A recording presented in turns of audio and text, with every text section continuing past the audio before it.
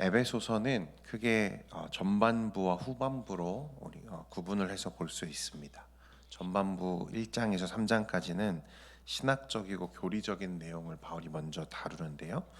바울은 여기서 에베소 교회의 성도들, 특히 이방인 출신 성도들에게 그리스도 안에서 우리가 신자됨과 또 교회의 회원으로서 그들이 누리고 있는 특권과 지위를 상기시키고 있습니다. 바울은 이것이 역사와 우주 속에서 하나님의 계획과 예정 속에 있다는 사실을 그들에게 이야기합니다. 그래서 에베소서 1장 4절과 5절에 보면 곧 창세 전에 그리스도 안에서 우리를 택하사 우리로 사랑 안에서 그 앞에 거룩하고 흠이 없게 하시려고 그 기쁘신 뜻대로 우리를 예정하사 예수 그리스도로 말미암아 자기의 무엇이 되게 하셨다죠? 아들들이 되게 하셨다. 또 2장 19절과 20절 말씀에도 보면 그러므로 이제부터 너희는 외인도 아니요 나그네도 아니요 오직 성도들과 동일한 시민이요 하나님의 권속이라. 너희는 사도들과 선지자들의 터 위에 세우심을 입은 자라. 그리스도 예수께서 친히 모퉁이 돌이 되셨느니라 라고 말씀합니다. 죄와 허물로 죽었던 우리를 하나님의 사랑 곧 예수 그리스도의 십자가 은혜로 어떻게 하셨습니까? 다시 살리셨습니다. 그러니 이제는 우리가 더 이상 외인도 아니요 나그네도 아니며 성도들과 동일한 시민이요 하나님의 권속이라는 거예요. 그러니까 바울은 우리가 그리스도로 인해 얻게 된 생명과 신분, 그 정체성에 대해서 먼저 성도들에게 이야기합니다. 이제 이어지는 4장부터는 에베소서의 후반부죠. 교회와 세상 속에서 이런 실제들에 비추어 우리가 살아가면서 또한 단순히 주위 문화의 관습에 동화되지 말 것을 호소하는 내용들입니다. 쉽게 말하면 우리가 하나님의 부르심을 받은 거룩한 성도요 하나님의 백성이라면 그 부르심에 합당한 삶을 살아야 한다고 우리에게 말씀하는 것입니다. 이것이 에베소서를 관통하는 핵심 주제죠. 그런 관점에서 오늘 본문 에베소서 5장은 그 하나님의 부르심에 합당한 삶, 그 삶이 과연 어떤 것인지 실제적이고 구체적인 삶의 행동으로 우리에게 제시하고 권면하는 말씀입니다. 바울은 먼저 4장 25절부터 5장 2절까지 하나님을 본받는 삶에 관해서 이야기하는데요. 그는 네 가지 구체적인 주제를 언급했습니다. 첫 번째는 4장 25절에는 거짓에 관련된 것에 대해서 이야기하고, 두 번째는 26절, 27절에 분냄에 관해서 이야기합니다. 분내지 말라는 거죠. 세 번째는 28절에 도적질에 관련된 것이고, 네 번째는 29절 더러운 말을 입 밖으로 내지 말라고 말씀합니다. 그러니까 이런 것들은 전부 하나님과 성령을 근심하게 하는 일이다라고 말하죠.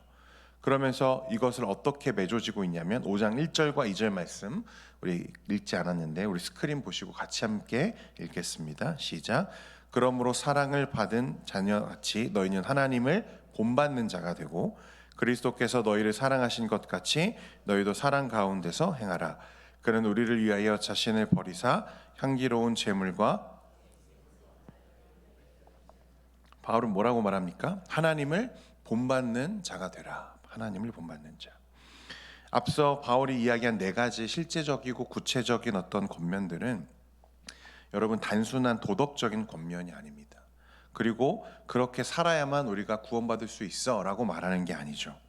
바울은 우리가 그런 삶을 살아야 하는 이유와 동기를 뭐라고 설명하고 있냐면 그것은 우리가 교회이기 때문이다. 앞서서 우리가 1장과 3장까지 1장부터 3장까지의 내용들을 우리가 쭉 살펴볼 때 교회가 어떤 곳이다, 우리가 누구다, 우리의 신분에 대해서 말씀하지 않았습니까?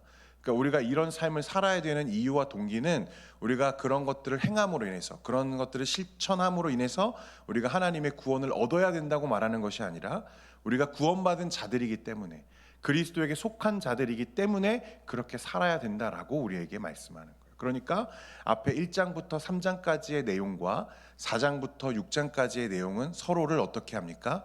견고하게 지지하는 말씀들입니다.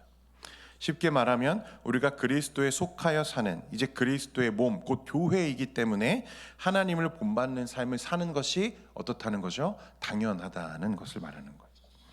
우리가 새로 얻은 신분에 맞는 이 새로운 삶을 사는 것은 날마다의 삶 가운데에서 수많은 구체적인 행동을 실현하는, 실천하는 것을 의미하는 것입니다. 여러분, 그리스도인이 되었으면 그리스도를 본받아 그리스도께서 우리에게 하신 것처럼 하는 게 당연하고, 또 그리스도께서 교회를 사랑하신 것처럼 우리가 교회를 그리고 지체를 사랑하는 것이 당연한 것입니다. 우리가 그렇게 그리스도를 본받을 때, 또 그리스도께서 교회를 사랑하시듯 서로를 사랑할 때 주의 몸된 교회는 더욱 든든하고 건강하게 세워져 가죠. 그것이 하나님을 본받는 사람이라는 것입니다. 분내지 않으며 남의 것을 탐하지 않고 더러운 말과 행동을 멀리하고, 이 모든 것은 결국 사랑 안에서 결론 지어지는 것입니다. 그러니까 바울은 그리스도를 통해 우리를 사랑하셔서 자기 독생자 아들 예수 그리스도를 우리에게 내어주신 그 하나님의 사랑을 본받는 자가 되라고 말씀합니다. 여러분, 다시 한번 강조합니다. 도덕적인 권면이 아니에요. 그렇게 살아야만 우리가 구원받을 수 있다라고 말하는 율법주의를 말하는 것이 아닙니다.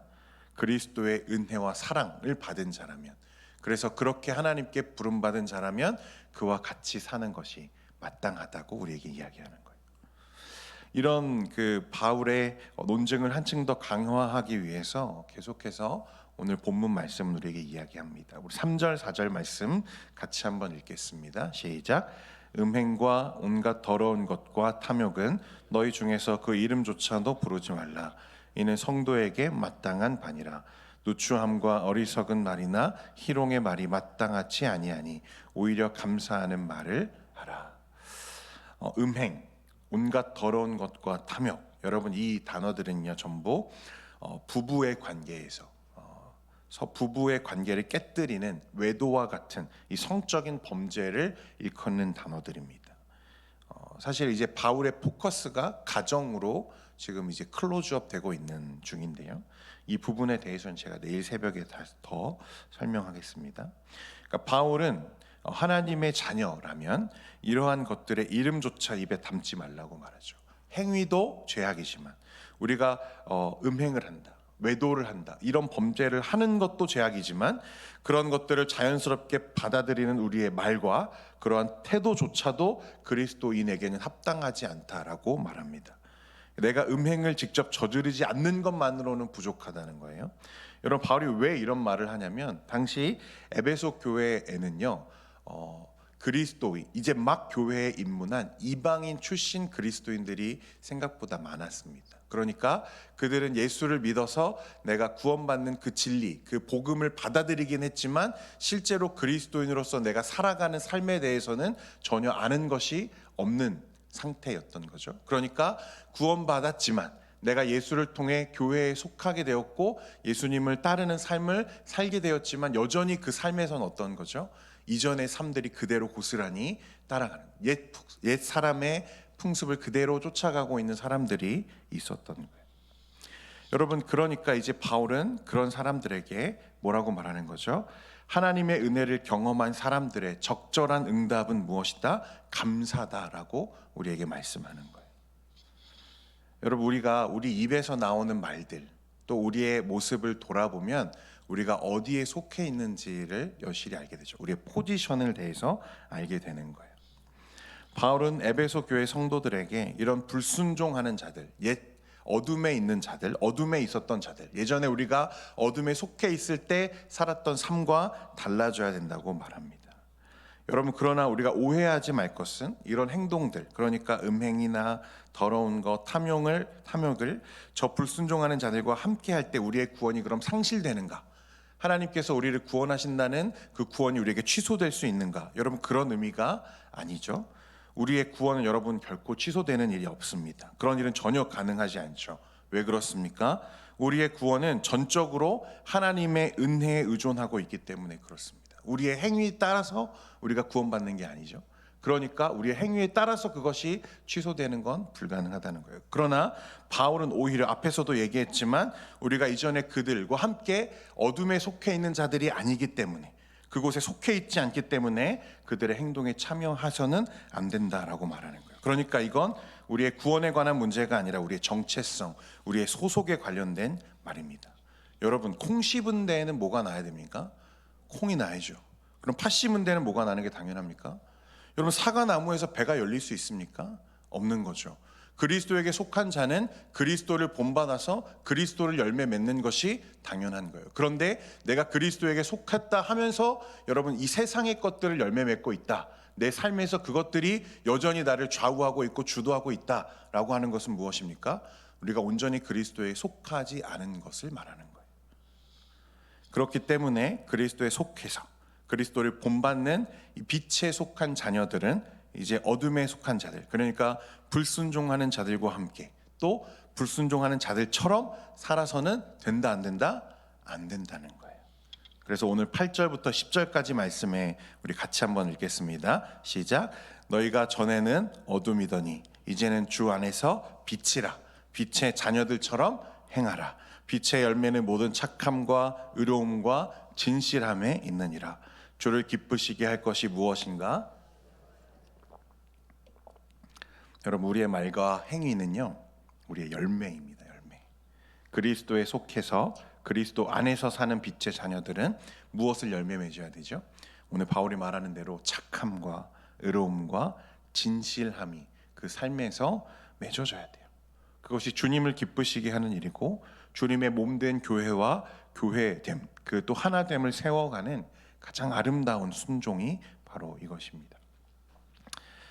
예전 그 구소련 체제 아래 살았던 이 유대인 내과 의사, 이 보리스 니콜라예비치 코른펠드라는 사람이 있습니다. 이름이 어렵죠. 코른펠드. 이 스탈린 시절에요, 정치적인 죄목으로 수용소에 수감되었던 유대인 의사였습니다. 그러니까 이 시대에, 그리고 특히 그 당시 오지에 또 그런 수용소에서는요, 의사라는 직업이 굉장히 귀하죠. 간수에게도 그렇고 죄수에게도 매우 귀하고 필요한 존재였기 때문에 수감자지만 그들에 비해서, 다른 어떤 수감자들에 비해서는 훨씬 나은 삶을 살았다고 해요. 이 코른펠드가 수용소에서 이름 없는 한 크리스찬, 늘 주기도문을 암송하는 무명의 크리스찬을 통해서 예수 그리스도를 전해 듣습니다. 그리고 스스로 고난을 짊어지신 예수 그리스도를 이제 인격적으로 만나고 그의 삶이 변화되게 됩니다. 예수님을 만나기 전에는요, 이 코른펠드가 아주 실력이 뛰어난 의사여서요, 이 독사같이 잔혹한 이 간수들을 수술할 때 그는 티가 나지 않게 수술한 후에 그가 자연스럽게 죽어가는 방식으로 수술을 할 수 있었고, 실제로 그렇게 했다고 해요. 그것이 자신들을 학대하는 간수들에 대한, 이 세상에 대한 자신의 어떤 복수 같은 거죠. 그는 그곳의 간수들과 그런 류의 인간들에게 가졌던 자신의 증오심이 불타는 것을 느꼈습니다. 할 수만 있다면 기꺼이 그곳에 있는 모든 사람들에게 그렇게 하고 싶었고, 또 그들을 혐오하죠. 그런데 이제 예수님을 만났어요. 그런 자신의 모습이, 자신이 그토록 혐오하는 저 폭력적인 간수들과 이 세상 사람들과 전혀 다르지 않은, 자신이 증오의 희생자라는 사실을 그가 깨닫게 됩니다. 그리고 이제 모든 일을 예수님과 함께 사랑과 공의로 행하기로 결정했습니다. 그래서 모든 경우에, 어떤 경우라도 일단 사람을 살리는 사랑의 수술자가 되기로 그가 결단합니다. 사랑으로 수술했고, 또 감옥의 온갖 부당한 처사들, 약한 동료들의 음식을 빼앗아 먹는 당번 죄수들의 불의를 정의에 기대어서 고발하는 사람이 되죠. 이게 아마 당시 수용소를 운영하는 간수들의 한 방편이었던 것 같아요. 당번 죄수들, 이 힘 있는 죄수들이 약한 죄수들을 더 통제하게 만드는 수단들. 그래서 이 간수들의 묵인하에 폭력이 자행되고, 어떤 때는 쥐도 새도 모르게 이 당번 죄수들에 의해서 힘없는 죄수들이 희생되는 일이 반복되고 있었던 거죠. 그러니까 코른펠드가 이들에 저항하며 싸우고 또 사랑과 공의로 실천했던 행동들은 사실 그의 목숨을 건 행동들이었습니다. 그럼에도 그에게는 이제 뭐가 있죠? 이미 죽음으로 사신 예수가 주시는 깊은 평화가 그 안에 깊이 자리 잡고 있는 거예요. 그리고 그는 매일매일 한 사람에게, 한 사람 이상에게 그 평화의 비밀을 전해주고 싶었고, 매일 그렇게 실천했습니다. 그리고 마찬가지로 어느 날 대장암 수술을 받은 한 죄수에게, 젊은 죄수에게 예수 그리스도의 복음과 평화를 소개하는데요, 아주 인상적으로 이야기를 듣고 기쁨으로 이 복음을 수용하는 것을 보면서 이 코른펠드가 참 기뻤습니다. 그런데 그날 밤 망치를 들고 찾아온 당번 죄수의 손에 이 코른펠드는 참혹하게 피살되고 감옥에서 죽습니다. 그 직전에 복음을 듣고 변화된 이 젊은 청년이 누구냐면 알렉산더 솔제니친입니다. 훗날 이 사람이 노벨 문학상을 받게 되죠. 무엇으로 문학상을 받게 되냐면 이 코른펠드의 이야기를 통해서 그가 문학상을 받습니다. 이 세계에 알려지게 되는 거죠. 저는 에베소서 말씀을 묵상할 때 우리가 하나님의 빛에 속한 자로서, 빛의 자녀로서, 그리스도에 속한 자로서 사는 것이 무엇일까 했을 때 떠오르는 인물이 이 코른펠드입니다. 그는 원래 증오심으로 사로잡혀서 세상을 향한 폭력과 그런 것들을 주저하지 않던 사람이었지만, 그가 예수를 만나고 빛 가운데 거하기 시작하자 그는 빛에 속한 자로서 살기 시작합니다. 불의를 참지 않습니다. 불의에 저항하고 또 사랑을 실천하는 이 코른펠드. 우리는 그를 실제로 보지 못했지만 그의 마음속에 무엇이 있는지, 또 그 안에 주님이 얼마나 찬란하게 그를 비추고 있는지를 우리가 볼 수 있습니다. 사랑하는 성도 여러분, 오늘 바울의 권면처럼 하나님을 본받는 자가 되며 거룩하고 경건한 삶과 또 사랑의 실천으로 주의 몸된 교회와 또 교회의 하나됨을 아름답게 세워가는 저와 여러분 되기를 소원합니다. 그것이 오늘 바울이 우리에게 또 에베소 교회 성도들에게 들려주고 싶은 이야기였어요. 우리가 이제는 더 이상 외인이 아니다. 우리는 더 이상 죄인이 아니다. 우리는 어둠에 속해 있지 않다. 우리는 그리스도에게 속한 자로서 이제 빛에 거하는 자로서 그렇게 합당한 삶을 살라고 우리에게 말씀합니다. 우리 가정에서 또 우리 직장에서 오늘 하루의 삶 가운데에서도 그리스도의 사랑으로 빛나는 여러분 되기를 축원드립니다. 기도하겠습니다.